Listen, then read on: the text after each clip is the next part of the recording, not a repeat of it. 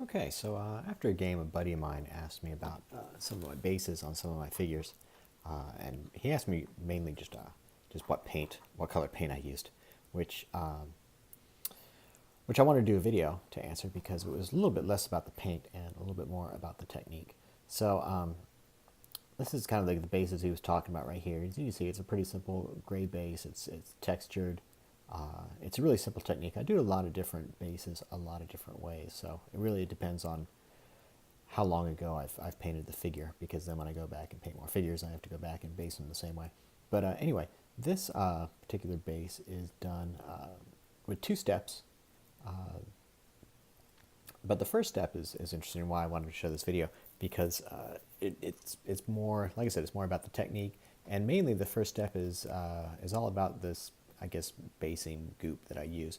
A while back, I was looking at a person's website, and he had this stuff. It was called BaseX, and this guy was in England, and he just like, it was just this textured, brown textured paint that stuff that he just put on the base and then dry brushed over the top of it, and that was it. And it looked cool and it was easy. So I looked around and I managed to find out a way to make a recipe of my own. So this is the tub that I have. It is says Hurlshire Farms there on the top, because I saved it from when I bought some lunch meat. And it's actually just a Gladware tub. And shockingly, I've used this tub for, God, it's got to be like 6 years now, at least, that I've had this tub with this basing material in. And it's kept it relatively in good shape. And here it is inside. It's just this gray slush. But I'll tell you, there's four different ingredients in it. One of it's basically it's water, white glue like Elmer's glue, sand, and paint. And for the paint, I recommend just like apple barrel paints. Just like some kind of cheap acrylic paint. The great thing about this is that you can make it any color you want, so it doesn't have to be gray. I don't know if you saw the sand just settle in and get all smooth on the top, because it does require mixing every time you want to use it. But you can make it any color you want. If you use like really fine sand and a green paint, you've got a great base for a grass paint. A lot of old school Games Workshop bases were just sand that was just painted green and dry brushed yellow. With this particular base, though, for this material, I've got a lot of different sizes of sand in it. So there's a lot of fine sand, but then there's a lot of rocks in there as well. Not really like rocks, but any large sand. It's actually was hobby sand, so it was a little bit more expensive than what you get in a giant cement size bag. But anyway, let's see if there's one. This one's a little bit better. You can see there's a lot of little different sized rocks in there, and that way you get kind of a quasi interesting looking base. And what I'll do is, depending on what I've got handy at the time, it's just a matter of, usually I'll take the handle of a paintbrush and kind of mix it all up to get it going. It's not all like that. Wipe all that off. And then, I don't know, usually a brush works well. Like anything that you can scoop it out and kind of get some sand on it. So, and then it's just a matter of kind of getting it on the base. And I'm actually going to use this brush just to get it on the base. Because the way this is with the model is going to get all over the model if I try and use the brush to do it, which is fine because I have this Games Workshop tool right here, as well as Citadel. It's kind of like a little spatula on one end and kind of a thick spatula on the other. It's actually kind of stupid. I've got a ridiculous amount of use out of this tool. It's kind of a stupid little thing, but it's always just really handy for doing stuff like this, or if you ever need to scrape something away off of a model, but you don't want to spoil the paint underneath. Like if you got something on there and like say your basing material, and you got to kind of pick it away, and if you use a metal X-Acto knife to do it, you're probably going to scratch the paint job. But if you use this plastic thing, it's going to end up being okay.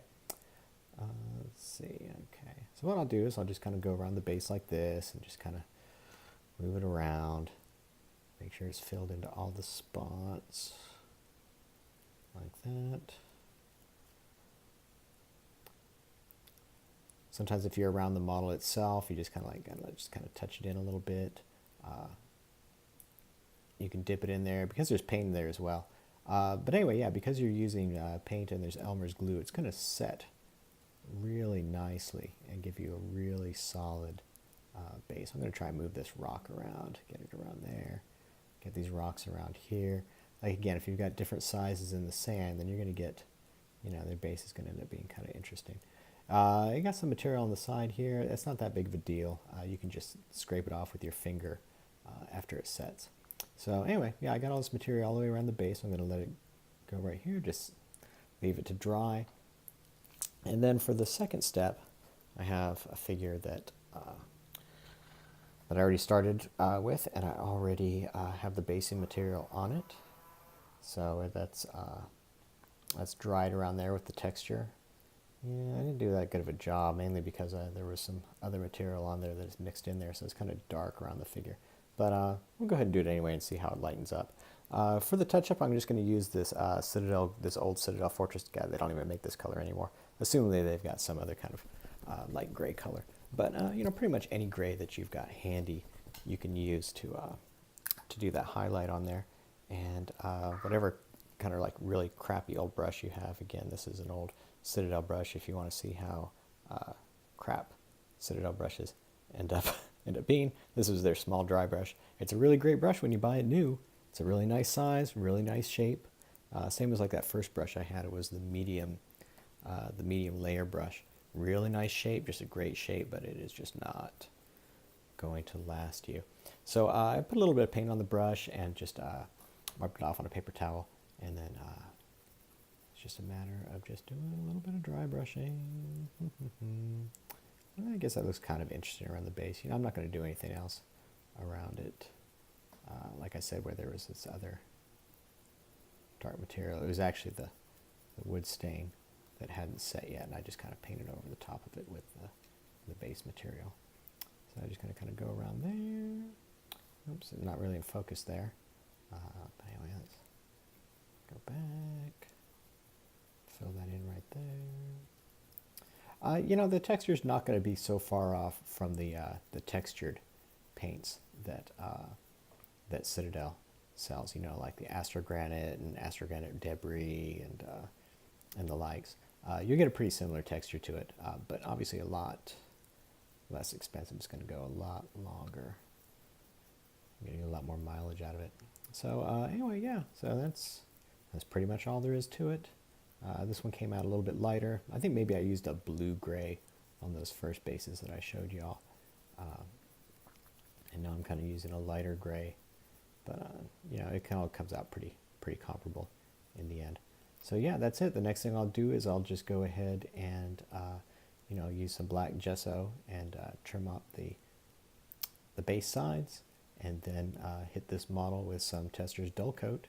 And it'll be good to go. So, anyway. Thanks for watching, and I don't know, happy bases.